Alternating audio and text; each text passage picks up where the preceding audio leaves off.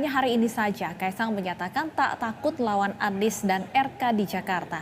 Kemarin Ketua Umum Partai Solidaritas Indonesia, Kaisang Pangarep juga menyatakan dirinya tak gentar jika harus berhadapan dengan Anies Baswedan ataupun Ridwan Kamil di Pilkada Jakarta.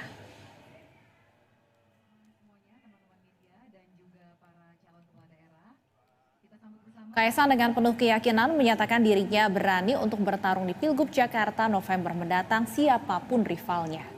Bahkan Kaisang menyebut jika harus berhadap-hadapan dengan Ridwan Kamil, bahkan Anies sekalipun, ia tetap tidak gentar.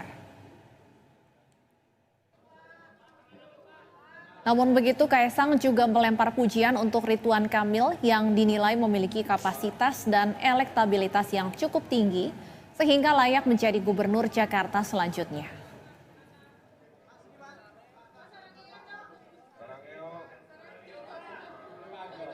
Kalau saya pribadi diminta untuk bisa nanti oleh masyarakat untuk maju ke pilkada, melawan Pak Anies saya berani, melawan Pak Ridwan Kamil pun saya berani. Ya, nggak masalah. Saya rasa juga Pak Ridwan Kamil cukup punya kapasitas untuk menjadi gubernur Jakarta selanjutnya. Untuk membahasnya lebih lanjut, pemirsa, kami sudah terhubung dengan Direktur Eksekutif Algoritma Research and Consulting Aditya Perdana. Kemudian juga ada Elva Farhikolmina, Ketua DPW PSI Jakarta, dan politikus PDI Perjuangan Gilbert Simanjuntak. Selamat sore Mbak Elva, selamat sore Bang Gilbert dan juga Mas Aditya. Selamat sore. Selamat sore. Saya ingin ke Mbak Elva terlebih dahulu karena ini berawal dari pernyataan Mas Kaisang ya, yang menyebut berani melawan RK dan Anies di Pilkada Jakarta. Mbak Elva, jadi seberapa siap nih, berapa persen nih Mas Kaisang akan maju di Pilkada Jakarta? Ya, begini. Tentu saja sebetulnya yang pertama hal ini masih sangat terbuka ya terkait Pilkada DKI Jakarta begitu. Nama calon memang sudah ada, tapi kemudian prosesnya masih sangat cair, masih sangat dinamis begitu. Bagi saya juga kemudian nama-nama yang sudah muncul, baik itu Pak Anies, kemudian yang baru-baru ini ada Pak RK begitu ya. Ini masing-masing punya kapasitas, masing-masing punya kapabilitas, masing-masing juga punya gayanya masing-masing.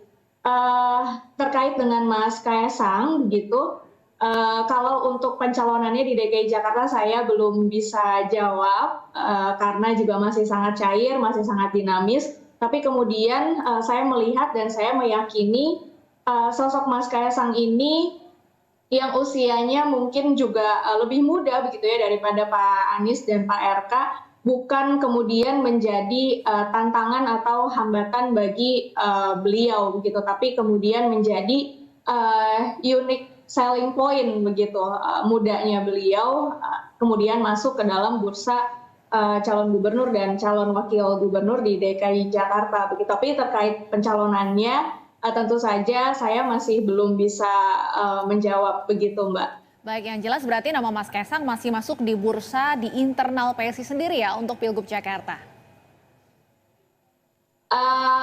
Sebetulnya bukan, saya belum bisa jawab yang itu.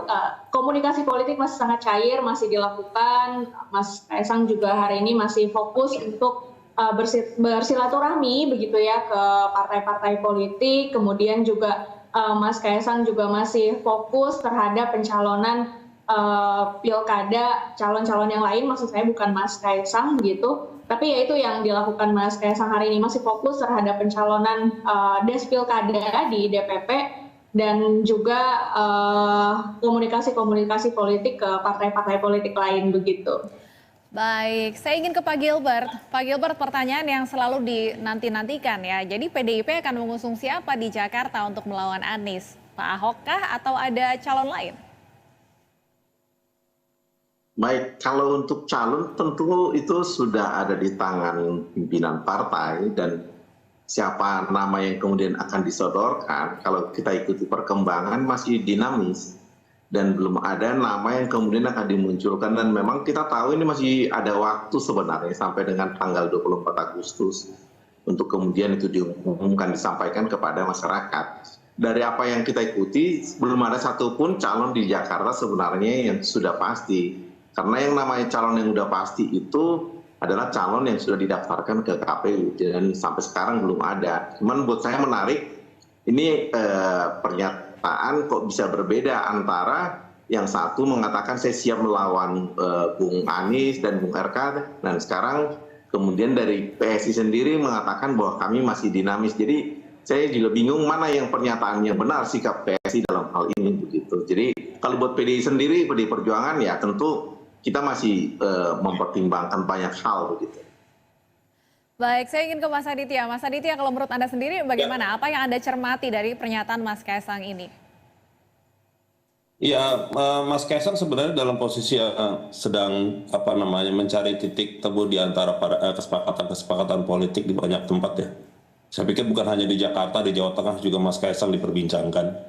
Jadi Mas Kaisang ini menarik karena dia punya peluang yang sama besarnya dimanapun yang sedang dicalonkan. Jadi wajar saja kalau misalkan Mbak Elva sendiri juga masih ragu gitu, karena Mas Kaisang itu menarik di mana-mana gitu. Tapi pertanyaannya nanti berlabuhnya di mana gitu, itu yang sebenarnya kita tunggu-tunggu gitu ya, karena kelihatannya masih ada pengaruh Pak Jokowi dan juga Pak Prabowo ingin menempatkan Mas Kaisang ini di mana nanti berlabuhnya gitu ya. Meskipun kalau menurut saya secara pribadi lebih baik Mas Kaisang itu mengurus partai politik saja gitu ya, karena kayak PSI juga butuh effort yang luar biasa agar bisa berhasil di tahun 2029 nanti gitu ya, ketimbang mengikuti pilkada kalau saya ya, kalau secara pribadi ya. Baik, tapi tadi Anda sempat menyampaikan peluangnya sama besarnya ya, baik di daerah Jakarta ataupun di Jawa Tengah dan daerah-daerah lainnya. Sebenarnya kalau dilihat peluang tentu yang besar itu di Jawa Tengah. Karena beberapa survei itu kan menyebut bahwa peluangnya Mas Kaisang itu ada besar di Jawa Tengah ketimbang Jakarta. Sehingga menurut saya kelihatan sekali PSI dan juga Mas Kaisang ini masih ragu-ragu gitu ya, atau bahkan menunggu kesepakatan-kesepakatan di Kim gitu ya untuk menempatkan Mas Kaisang itu ada di mana gitu. Jadi dugaan saya memang masih belum firm gitu, meskipun Mas Kaisang punya posisi pernyataan yang disampaikan hari ini gitu ya. Jadi ya kita tunggu saja apa yang akan terjadi. Karena kalau dilihat dari hasil survei tentu peluang paling besarnya itu ada di Jawa Tengah ketimbang di DKI Jakarta. Baik, saya ingin kembali ke Mbak Elva. Saya ingin minta tanggapan Anda atas apa yang disampaikan Pak Gilbert tadi. Kok terkesan tidak konsisten Mas Kaisangnya mengatakan siap menghadapi Anies dan RK, tapi kemudian mengatakan bahwa siapa yang akan dicalonkan ini masih dinamis komunikasinya. Saya harus mengoreksi apa yang disampaikan oleh Pak Gilbert begitu ya. Di sini bukannya kemudian ada ketidakkonsistenan gitu. Kalau hari ini siap melawan siapa saja ya pasti siap, dan itu kan sebetulnya tipikal pemimpin, tipikal anak-anak muda begitu ya Mbak. Artinya hari ini begitu Mas Kaisang tidak takut gitu, tidak gentar mau lawan siapapun dan dimanapun begitu. Artinya mau lawan Pak Anies, mau lawan Pak RK, atau misalnya lawan siapa di Jawa Tengah begitu ya, nggak ada ketakutan sama sekali gitu, dan tidak ada keraguan sama sekali gitu. Karena yang paling penting lagi juga bagi kami di PSI adalah bagaimana kemudian mempersiapkan calon-calon yang akan diusung oleh PSI begitu, itu siap untuk memimpin daerah dengan permasalahan yang sangat kompleks gitu. Kita tahu di DKI Jakarta permasalahannya ada masalah pendidikan, kesejahteraan sosial begitu ya, kemudian masalah kesehatan gitu, yang kalau diperhatikan sebetulnya penting sekali bagaimana seorang pemimpin itu punya potensi dan punya political will yang kuat gitu untuk menyelesaikan dan menghadapi gitu permasalahan-permasalahan yang ada di DKI Jakarta. Jadi saya tegaskan sekali lagi, tidak ada ketidakkonsistenan. Mas Kaisang tentu tidak takut melawan siapapun dan dimanapun, hanya saja kembali lagi komunikasi politiknya masih sangat cair. Bagi kami lebih banyak calon begitu ya, lebih banyak pilihan untuk masyarakat itu tentunya lebih bagus begitu. Seperti itu Mbak. Baik, Pak Gilbert, Iya, kalau Iya. dari PDIP sendiri saat ini apakah memang akan mengutamakan kader untuk di Jakarta sendiri atau seperti apa penggodokan secara internalnya? Ya tentu kita akan melihat mana kemungkinan yang terbaik buat bangsa sebenarnya, buat masyarakat Jakarta. Jadi pola pikirnya seperti itu. Karena kita melihat apa yang terjadi dengan Jakarta ini, apa yang harus kita rasakan sehari-hari itu tentu mesti diselesaikan. Masalah pilkada ini kan sebenarnya jalan atau semacam jendela menuju ke arah perbaikan selama 5 tahun. Cuman buat saya, kalau kemudian ada yang mengatakan tidak gentar, ya kemudian harus maju sebagai calon gubernur, bukan calon wakil gubernur. Dan kemudian kalau dikatakan itu tidak gentarnya, itu harusnya maju di Jakarta, jangan di Jawa Tengah. Kan besarnya di Jakarta begitu. Sehingga kita bisa membangun semacam teori nanti sesudah selesai pilkada ini, bahwa memang ya, anak muda itu memang luar biasa, begitu. Tapi buktikan, jangan kemudian cuma narasi begitu. Di Jakarta sebagai calon gubernur, yang lain kan calon gubernur kan bukan ketua partai, ini ketua partai, kita buktikan begitu. Sehingga menarik nih kalau kemudian dilakukan semacam kompetisi yang sehat di Jakarta, tidak dengan bantuan siapapun, apalagi dengan bantuan orang tua begitu. Nah, buat kami sendiri sebenarnya PDI Perjuangan, Jakarta itu adalah lahan perjuangan yang tidak pernah kita anggap remeh, malah sangat berat. Sehingga kita berkaca kepada pemilu-pemilu sebelumnya, pemilu kepala daerah, bahwa Jakarta itu membutuhkan usaha yang luar biasa besar. Pak Gilbert, tapi penegasan kembali artinya PDIP tidak akan bergabung dengan Koalisi Indonesia Maju Plus untuk di Jakarta?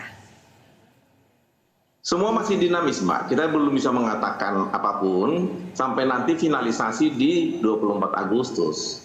Karena namanya politik itu tidak pernah ada yang kemudian bisa kita katakan dengan gampang, dengan mudah di awal-awal. Karena semua akan membuat langkah-langkah politik itu mudah dibaca begitu. Sementara kan ibaratnya adalah bagaimana membuat kemenangan dengan cara-cara yang baik. Baik, Mas Aditya, sudah ada Anies, sudah ada RK. Apakah mungkin akan ada poros ketiga untuk di Pilgub Jakarta? Ya, potensi itu sebenarnya masih ada ya. Cuma memang kan dari sisi hitungan politik hari ini memang masih sulit untuk dibayangkan. Meskipun balik lagi dalam konteks apa yang tadi disampaikan oleh Pak Gilbert, di dalam politik itu detik-detik terakhir itu malah yang akan sangat menentukan gitu ya. Bukan hari ini ataupun minggu lalu atau bulan lalu gitu ya. Tapi kita akan lihat dalam waktu yang akan datang, pembentukan koalisi itu sudah sejauh mana gitu ya untuk kemudian menghadirkan calon yang fix, yang tepat dan segala macam. Jadi dugaan saya masih akan panjang, masih akan dinamis gitu ya. Mudah-mudahan kita akan bisa perhatikan dalam waktu dekat gitu apakah memang benar Mas Kaisang itu akan berlabuh di Jakarta atau malah di tempat lain. Kira-kira begitu, Mbak. Baik, iya Mbak Elva, saya ingin konfirmasi, artinya untuk PSI di Jakarta ini masih tergabung dalam Kim Plus kah? Karena Kim Plus kan saat ini mengatakan akan mengusung Ridwan Kamil untuk di Pilgub Jakarta. PSI sikapnya seperti apa sebenarnya di Pilgub Jakarta? Saya sampaikan, Mbak, bagi kami semakin banyak pilihan untuk masyarakat di DKI Jakarta semakin baik gitu ya.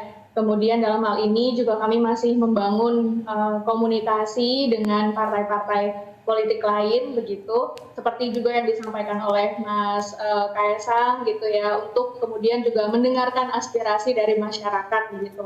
Memang kalau misalnya saya bertemu gitu ya dengan masyarakat, terutama teman-teman muda gitu, sebetulnya memang kayak ini kan sebenarnya Mas Ketum ini juga belum mendeklarasikan diri begitu ya, mau nyalon di mana begitu. Cuma memang banyaknya kayak Mbak Elva, Mas Kaisang jadi ke Jawa Tengah ya, oh nggak jadi ke Jakarta ya begitu. Nggak seru nih kalau nggak ada Mas Kaisang begitu. Artinya masyarakat juga bahkan ya lupa juga mungkin gitu kalau Mas Kaisang ini belum mendeklarasikan diri dimanapun begitu.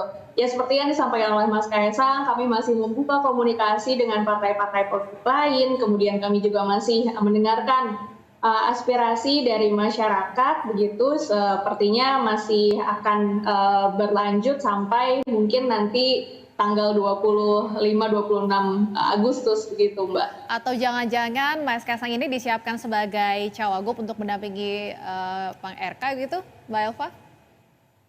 Waduh, saya belum bisa jawab malah Mbak kalau yang begitu. Kalau jadi Oke. cawagup itu namanya gentar dong itu. Kalau jadi Mas cagup Aditya, baru tidak oke. gentar. Mas Aditya, kalau menurut Anda potensi Mas Kaisang sebagai cawagup seperti apa?